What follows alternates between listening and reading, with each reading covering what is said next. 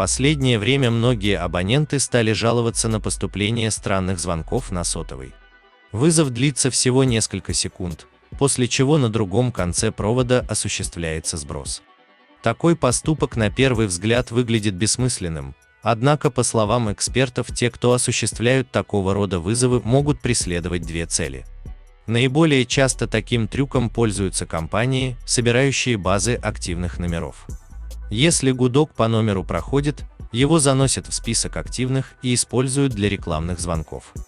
Но нередко звонок и мгновенный сброс осуществляют мошенники, провоцируя тем самым жертву на обратный вызов, который может оказаться платным. Организованные колл-центры, занимающиеся телефонным мошенничеством, работают открыто, а хуже того, некоторые из них располагаются в местах лишения свободы или изоляторах временного содержания подследственных лиц.